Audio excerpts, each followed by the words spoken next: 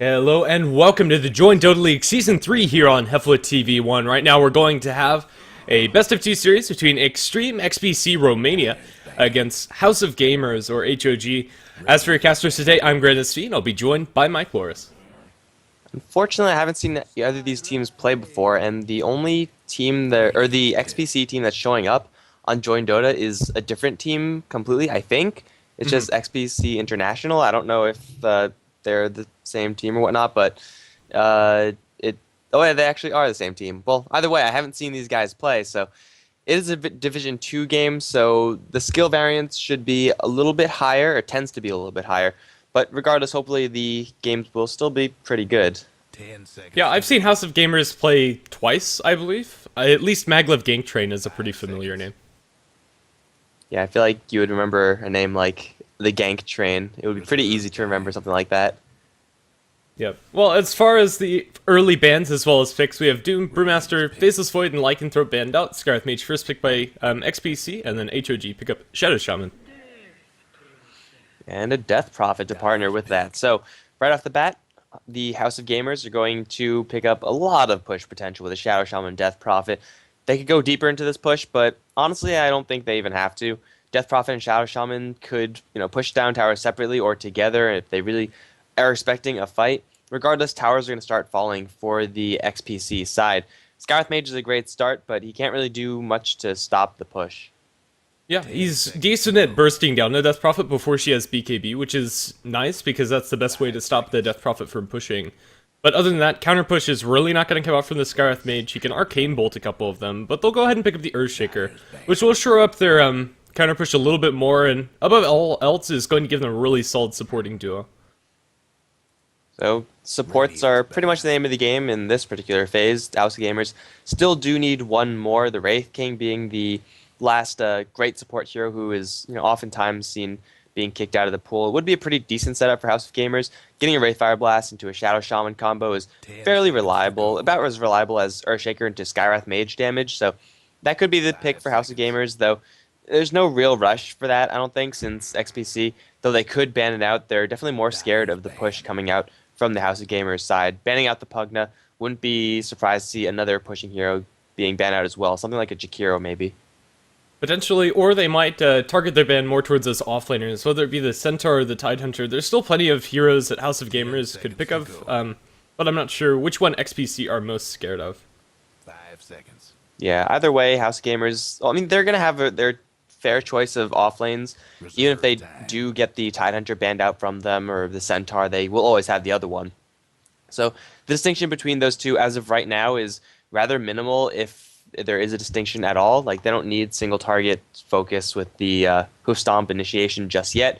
Maybe it will be useful later if XPC pick up someone who is very mobile, but for right now it's going to be the Tidehunter who gets the boot. So if House of Gamers do choose to do so, they can go for that Jakiro and then just push very early on and very hard.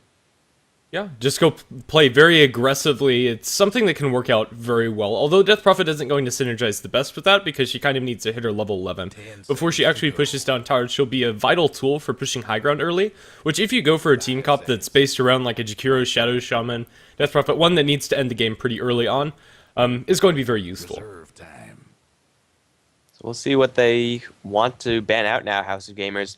Really, XPC with the Earthshaker Skywrath Mage, it's kind of weird because you usually don't see two supports being picked up in the first two picks, but it does make things really difficult for House of Gamers as far as banning out for the second phase, because XPC, they could literally pick up whatever they want right now. There are no heroes that go poorly with Earthshaker Skywrath Mage, so they have a lot of freedom in this draft. Yeah, they're really open to everything, which is one of the best things about going for an opener like Skywrath Mage and Earthshaker. Shadow Shaman and Death Prophet is kind of going to pigeonhole your lineup into that pushing style, or at the very least is going to commit two heroes heavily towards it. They'll ban out the Tinker, which would be annoying for them to deal with, although the Serpent Wards and the Exorcism are going to be altogether unaffected by it. So let's see. I mean, it would have been pretty nice for XPC to have, just because of having those missiles to force everyone back from House of Gamers would be nice. But they are going to go for that offlaner that you predicted before in that Centaur.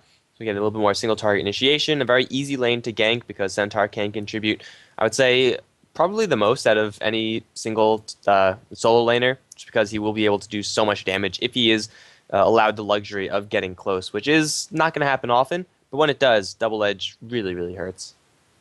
Yeah, it'll definitely require some support rotations, especially with the supporting duo like Scarlet Mage and Earthshaker starting out. The risk of a fissure as well as the Arcane Bolt spam is going to be annoying, but if they do get the Shackles off, that'll set up very easily for Hoof Stomp as well as Double Edge, and presumably will lead towards a kill if they isolate a single target. Yeah, they should be looking to get some sort of opening stun. Shadow Shaman generally isn't the best for that, being so slow. Even if you do have boots, it'll be really hard to close that distance, unless they have... Well, normally it's someone like an Earthshaker or a Skywrath Mage, though currently it's obviously not going to be an option for them. As far as Shadow Shaman combinations, getting any sort of stun would be nice for House of Gamers, but I think this might be a game for them to delay their support pick until the last, and then try to tailor their support to counter what the XPC side are going to pick up for their third and fourth pick. For sure, this third and fourth pick from XPC is really going to flavor their draft and lean it towards one direction, because as aforementioned, they have a lot of different directions they could go into. With a lot of the reserve time being thought towards these next picks, I don't see that as a big surprise.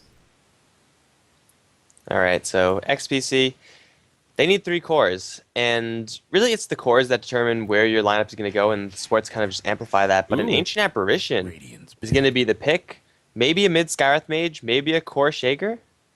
I don't know which one of those is going to be a core. I'm kind of leaning towards the Earthshaker getting the extra farm. I think they're going to need a really solid way to start off the fights, and giving an Earthshaker a quick Blink Dagger could be really good. Although in lane, he's not going to do that well up against a Death Prophet, will be able to get a solidly timed Blink. If the Skywrath Mage does end up soloing a lane, then he'll be able to put out some serious damage towards House of Gamers, though they are more on the tanky end of the spectrum. Centaur and Viper especially. Death Prophet early on, not really that tanky. Later on, she does get so.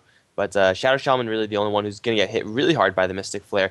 And with the Viper pickup now, it'll make the lanes from XPC a little bit more difficult, because versus Viper versus Death Prophet, those lanes aren't that fun for the heroes that XPC currently have.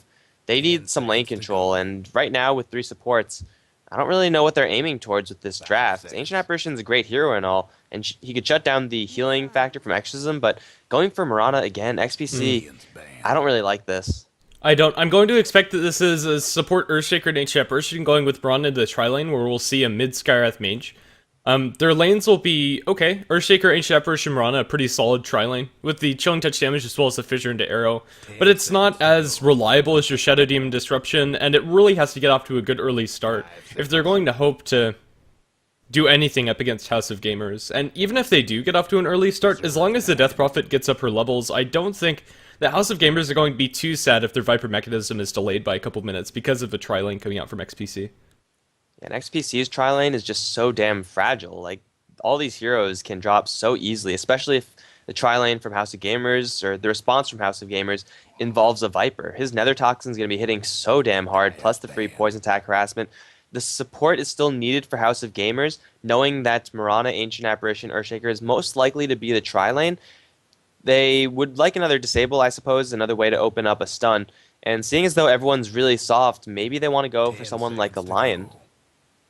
Lion would be really solid. Vengeful Spirit, another support that could offer that single target stun, or Wraith King, I think are all pretty solid pickups, but I do like the Lion up against everybody from XPC. Having that Finger of Death will be absolutely devastating.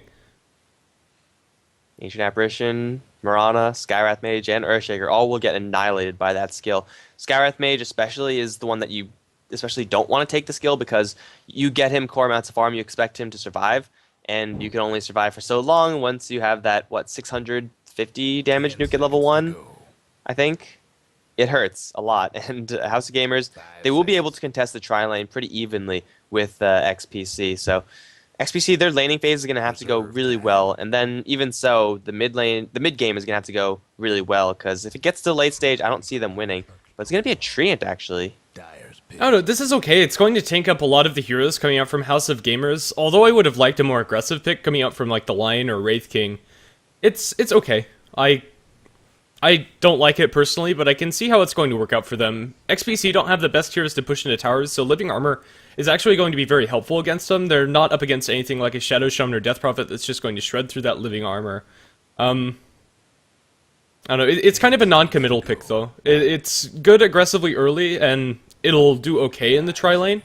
But if it is aggressive, or tri-lane versus tri-lane, the Treant Protector could fall behind in levels, then that living armor isn't going to be as useful as you'd like it to be. Final pick from XPC, and it's going to be a Timbersaw. Most likely expecting the Timbersaw versus Centaur matchup, in which case Timbersaw should have a relatively easy time. He gets the extra value from Whirling Death since Centaur is a strength hero, which is all well and good, but yeah, it's mostly most of this game is going to be focused, I think, on the tri-lane. Viper, Treant Protector, Shadow Shaman versus Mirana, Ancient Apparition, Earthshaker.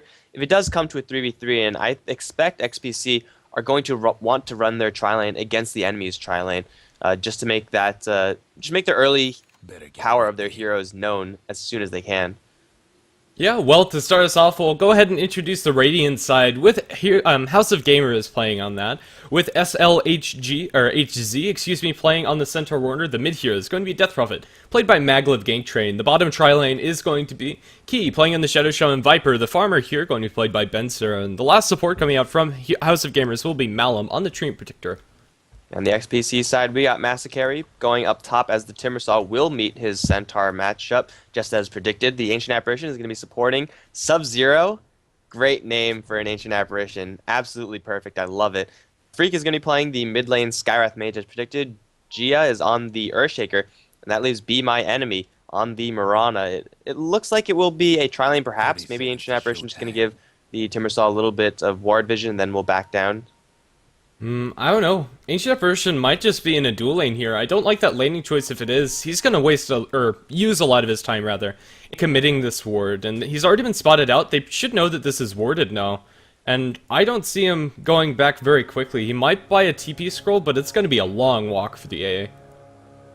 Yeah, dual lanes is not what XPC really want to have happen. They have such an early game focused lineup that they can't afford to have any sort of weakness. And the Timbersaw vs Centaur matchup already is okay for the Timbersaw. Centaur will be able to hit him pretty hard with the double edge and stuff like that, but Timbersaw can hit just as hard in response. With the Ancient Apparition there, they'll ensure the Timbersaw gets his farm, but really the Timbersaw is going to get his farm anyway. And now the bottom lane is substantially weaker for the XPC side because they don't have Chilling Touch. Chilling Touch on Timbersaw is okay, but it's definitely not as good as Chilling Touch on Ancient Apparition and Mirana.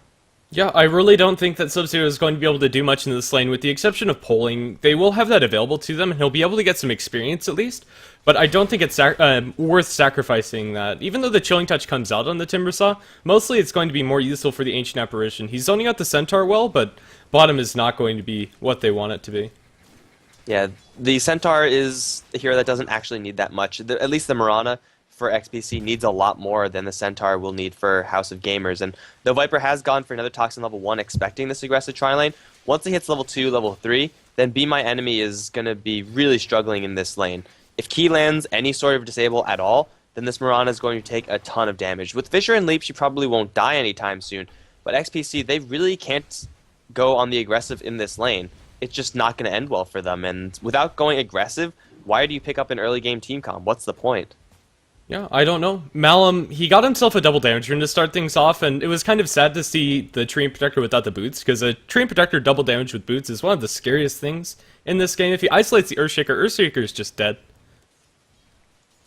Earthshaker is really the only one who actually stands a chance of dying in this bottom lane. I don't see the House of Gamer side killing the Mirana unless they fully burst her down, or at least until the Viper gets to level 6. Once that happens, then Mirana can die, but Leap should be the end-all escape for the XPC side, assuming that the House of Gamers aren't completely surrounding that hero. If Mirana's completely surrounded, then, well, I don't think she's going to get out of there no matter what happens, but as it stands at the bottom lane, Mirana is not getting much farm. Viper isn't even poking at the Mirana, but the Mirana is just so terrified of whatever could happen. If she gets hit with the shackles, then she's going to take a lot of damage and possibly even die, though that is unlikely.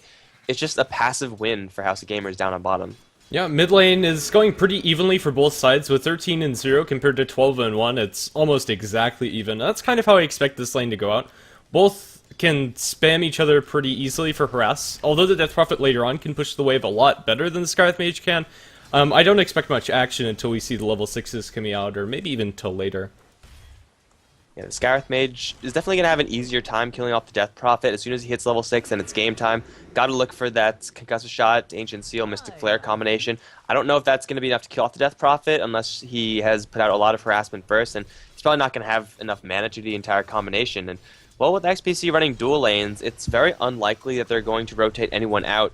And if they do, it's probably just going to be one hero at a time. If Earthshaker leaves, and he probably will leave because he has the smoke, then they might be able to get a kill on Maglev, but that's going to not be for a very long time. He's only level 1 still.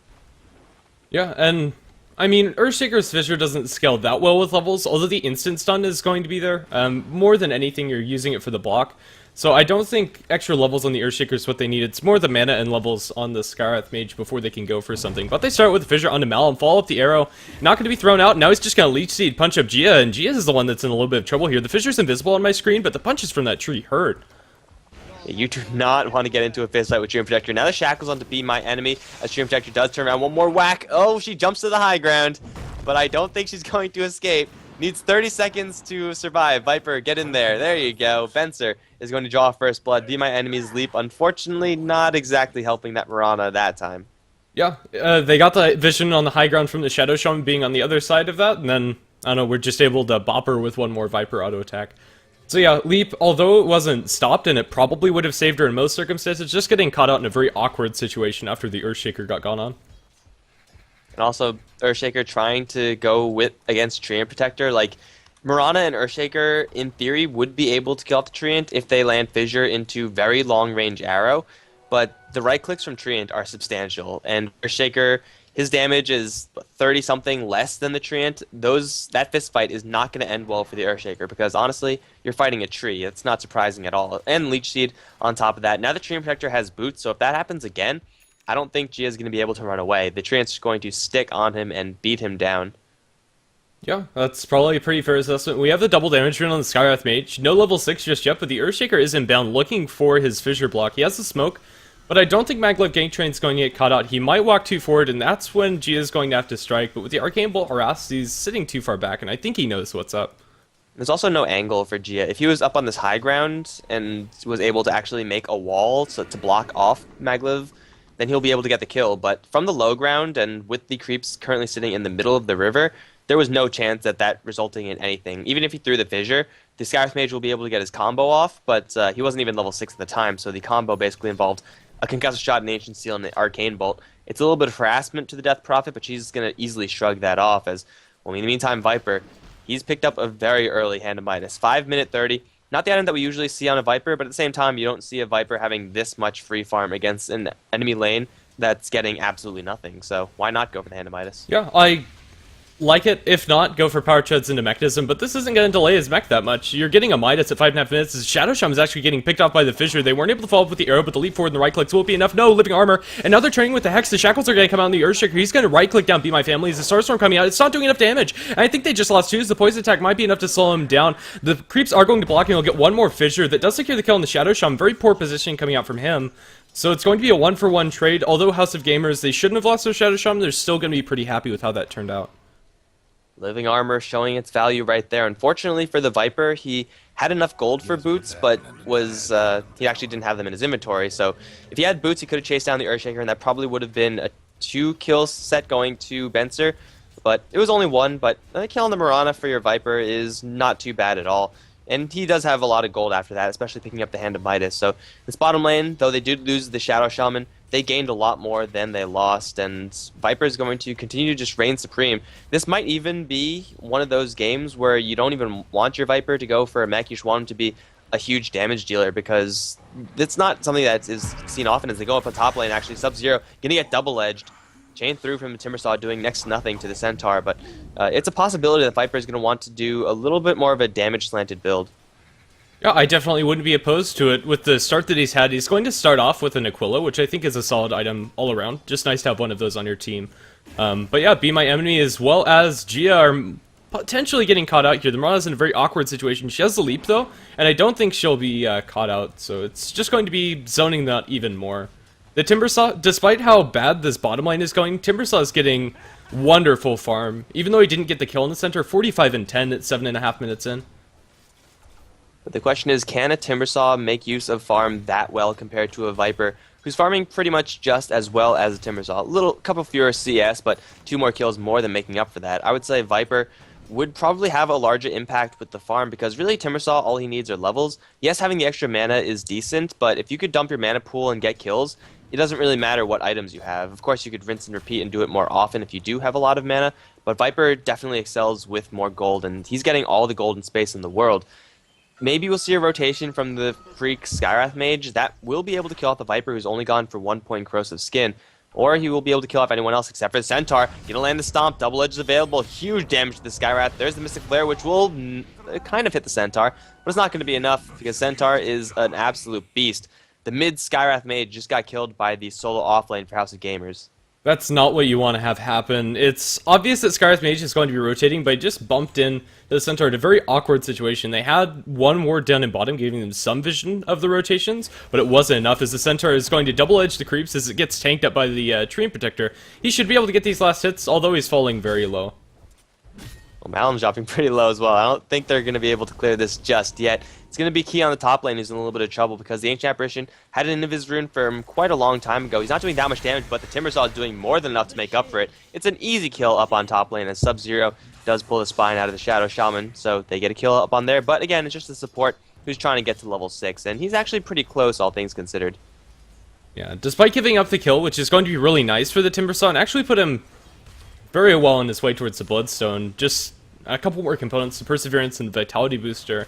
But yeah, he's almost level 6, and once he has that, they'll be able to push down the towers, so I think it's probably an okay trade for the Shadow Shaman, although we'll see if the Timbersaw is going to put that extra XP as well as gold to good use. Ice Blast going to the bottom lane as a throw of Fissure and an arrow, though only 2 of those skills will land. Be My Enemy is going to leap forward. That's going to be a bad idea because she's going to get hit with the Viper Strike, and Viper, with the 1 point in Corrosive, is going to tank up all this damage. Can even turn around and kill off Gia now. Has a hand of Midas if he wants to stop for a little bit of gold, but just the walk down. He's going to take a Fissure to the face with the Living Armor there. It's going to be a double kill for Benser. This Viper, you don't want to mess with him. The Skywrath Mage, though, wants to mess with him. He's going to come in. We will be intercepted by a Centaur, perhaps. They still have a Stampede available, and Viper with the Living Armor ticking away. He's going to get up to a survivable around 300 HP. Here comes Freak, throwing across the shot, but he's instantly going to get Hex before he can throw the Mystic Flare. And now Key going to land the Shackle with the Stomp, with the double edge. It was a trap the entire time. Another Ancient Apparition ultimate will hit on the Viper, just barely. Also onto Key, as well as the Centaur. Arrow going to split him between, but Key should survive. One more right click won't do it. He also has stick charges. Oh, Viper tanking up so much and just barely getting clipped by that AA ult, as actually SLHZ is in a little bit of trouble. He's going to get the Living Armor, and, well, he's going to be just fine. The Timbersaw going to cut through a lot of trees looking for Key. Doesn't have enough mana for those Serpent Wards. Should deploy them? No, he could have deployed them, but he decided not to. Now Hoof Stomp going to miss onto absolutely everyone as Fissure dumps come through. Centaur War Runner still dropping low, but he has a double edge, and he sees Sub-Zero in a corner. Ancient Apparition Ice Blast from point blank range. Gonna kill him off, but though Viper still going to town to anyone. Has another Viper Strike, will just walk down that Timbersaw. He's gonna get hit with a pretty hard Mystic Flare, but he's still going. Getting tagged with an arrow. The Living Armor, not enough. Where's the Death Prophet in all this? She's pushing down the mid lane, now finally coming in, because there are 2 heroes that are stuck in a corner. Easy double kill. Oh, yeah, Cryptstorm double kill at the end of it. Maglev Gang Train is looking ridiculous as far as farm. That was a dieback on your Viper, but still a lot of his gold was reliable because of the Midas and the kills that he'd gotten. So he didn't lose that much, although definitely didn't want to die the second time. It did set up a lot of kills for Maglev. So Tree and Protector as well as Death Prophet pretty much not there for most of that fight, as Malum on top lane in a little bit of trouble. Timbersaw, let's see how good he is. He has a Chakram. Gonna cut down everything. Is it gonna be enough? Whirling Yeah. got him. Well played by the Timbersaw. Yep, there was nowhere really to run for that Tree and Protector except for the spots that he went. His Centaur, he's gonna drop a double edge on mid, but that's about it. Just clearing out the creep wave. He might get cut out by the Skywrath Mage, but no. Ultimate forced out. I'm not sure if that was even necessary, but it will be on cooldown for now. Yeah, as I was going to say, Tree and Protector as well as Death Prophet, not having too much to do with that previous bottom lane fight. They were mostly just pushing out the lanes, getting a little bit more experience. Death Prophet did secure a tier 1 tower while all that was happening, plus her farm going to give her a Yule Scepter. Collecting a double kill at the end of that, just the cherry on the top, but House of Gamers right after, picking up a tier 1 tower on the bottom lane. 10-7 is the score, and they are sitting very pretty in this game, with almost 5,000 lead for both gold and experience. Yeah, a little bit less than the experience, but yeah, this Midas is paying off, and we almost have the completed mechanism on your Viper at pretty much the prescribed time you'd see that on your mid-Vipers. So yeah, He's pretty much where you want him to be as far as impact, but he'll have the mechanism on top of the Midas. This is even a Viper who's gone for as pretty much of a glass cannon build as you could possibly want. Like, Strength Treads is okay, but only 1 point corrosive skin. Against the heroes that he's up against, I would say that this is extremely risky, but hell, he's putting out enough damage to really make this worthwhile, as now Sub-Zero and Freak both wrapping around, but they're going to be quickly surrounded. Here comes the Ancient Apparition Ice Blast. Will hit onto the Viper. Echo Slam will be deployed, dropping the Centaur pretty low, but the Viper is going to tank that one up very easily. Now the Mystic Flare is going to be dropped. It will be dropped onto Viper, dropping him very low with the Chakram coming in. He's going to go down. Shackle onto Sub-Zero. No shock, however, as Shiz on the sideline is going to fight his way out. He will kill Freak, though he will go down in exchange. It's a 2-for-2 down on the bottom lane, but still, House of Gamers, I don't think they've fought with the whole team yet, and the Gank Train was still up on top, not living up to his name, but he's pushing down towers, which is all well and good. Yeah, it was 2 cores for the mid as well as support of XPC, so as far as the kills are concerned, it's a good trade for them, but they also lost the tier 1 tower up top, as you said, to the Exorcism of DP. And, well, they're looking for up top, but no TPs coming in. They have an Ancient Apparition Blast that should miss, unless you walk straight back into it. But Maglev takes the opposite route and uses up the Earthshaker and then backs off. Very interesting pathing. Key and Malum might be in a little bit of trouble. They are de-warding, so the XPC side do know exactly where they are. Arrow will be juked out. Shadow Shaman does have Serpent Wards, but doesn't really want to use them. Hex onto Masarki and will get the Shackle in, but instantly silenced, so the damage will come through, though, onto Mirana in the back end. Key going to be chased down with the silence, but now Freak overgrown up. He doesn't have a Mystic Flare anymore. He's going to get beaten down by the 2 tanky heroes of the Triumph and the Centaur. It's a free double kill for the Centaur down on that bottom rune area, whereas Death Prophet's still up top. And the Earthshaker, trying to get some levels, trying to get some farm, is going to mess with Death Prophet a little bit. And here comes the Ancient Apparition. Sub-Zero will throw out an Ice Blast, and it will connect onto the Death Prophet. Do they have enough damage? The Enchant Totem, the Fissure will completely miss. Death Prophet running the other way. Gonna throw out a couple of Crypt Swarms, and here comes backup in the form of Centaur. Stomp, double edge. That's a free kill for him. That's actually Maglev who grabs it in the end. The Chakram doing quite a bit of damage, but now the silence onto the Timbersaw. He's going to chase this one out, though. Has a chain, and he will land. He will actually miss it. Has a Chakram, has a Whirling Death. Throw something, please. Here comes the Centaur once again for a Stomp, this time not landing. But the Centaur is now going to draw the focus of the Timbersaw as the Fissure once again misses. The Centaur is going to blink to the left. He's going to get hit with the Concussive Shot and the silence. Mystic Flare is available, and it's not going to be on the... What the hell is going on right now? That was nowhere close. The Centaur is still being chased down with the Whirling Death. He's going to survive for now. The Mystic Flare, Arcane Bolt should not kill him off, and now the Exorcism from the Gank Train. He's going to do a lot of damage. Malum also coming in, as will Key. The Exorcism keeping everyone alive, and Maglev will get hit with another Fissure, but it won't be enough. Masarki could turn around for a Chakram, but he doesn't actually have enough mana to do so. Ancient Apparition going to throw an Ice Blast wide, and that's going to be a whole bunch of kills for House of Gamers up on top. And with Death Prophet timing out on this Exorcism, she's going to get healed to almost full HP.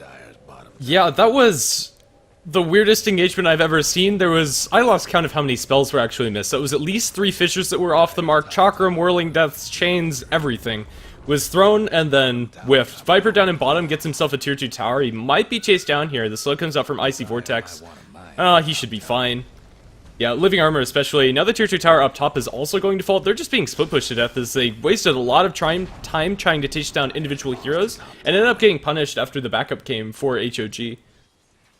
They're trying to chase down heroes that can outmaneuver them. Like, it's hard, it's very rare that you get to say someone can outmaneuver a Timbersaw, but Centaur, I mean, he's extremely survivable, has a ton of regen plus a Blink Dagger. Death Prophet with Phase Yules is moving at near max movement speed due to Witchcraft giving her that extra bump, and now that she has a Soul Booster, she's going to be very tanky moving forward. XPC, their lineup is pretty much designed to be at its strongest at this point. Timbersaw is supposed to go nuts on everyone, with the Mirana and everyone else following up right behind with the damage. But 1-6-3 for the mid lane Skywrath, things are not going well for XPC. Their strategy is falling flat on its face, and Skywrath might be the next victim of that. There's going to be Moonlight Shadow, but there's a gem on the Treant, so Freak is so dead right now. Yeah. Viper, he's going to get tagged by an arrow, but that's not going to kill him. He has 2 points of the corrosive skin right now, but he also has the living armor backup, and on top of that, a blink dagger, so his ability to chase down heroes is actually ridiculous. Centaur ultimate deployed for top lane as they go onto the Earthshaker. It's only the Centaur here and the Crypt Swarm to steal that. That's probably the 4th stealed Crypt Swarm kill. Most of the kills on Maglev Gank Train are actually from the Crypt Swarm.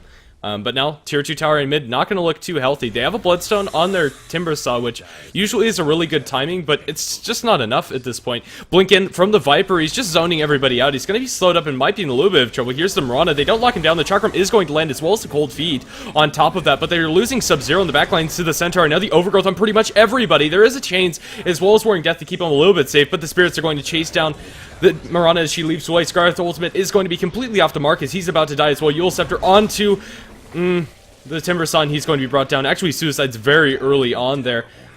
They're going to get a tier 2 tower for free with Exorcism still running strong.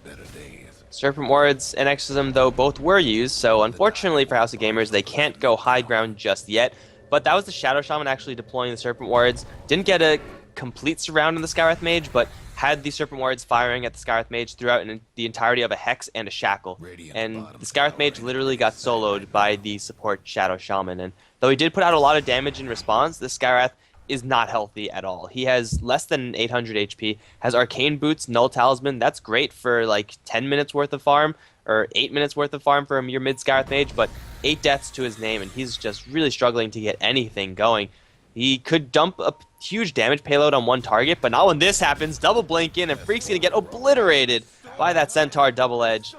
Oh yeah. Man, this is looking really, really messy for XPC. It really is, especially when your farmer down in bottom has not even upgraded boots. The Mirana has Aquila as well as a Bracer, trying to tank up as much as possible, but that's not going to help you either, and we've already talked about the Skywrath Mage. Earthshaker not close to his Blink Dagger by any means, and now gets gone on by Shiz, the double edge, the central ultimate blink forward by the Viper. He jumps an Echo Sun with his dying breath, but the pipe absorbed most of that. And now Be My Enemy, he's just standing there. He's Hex. Has he given up? I don't know. It seems like it.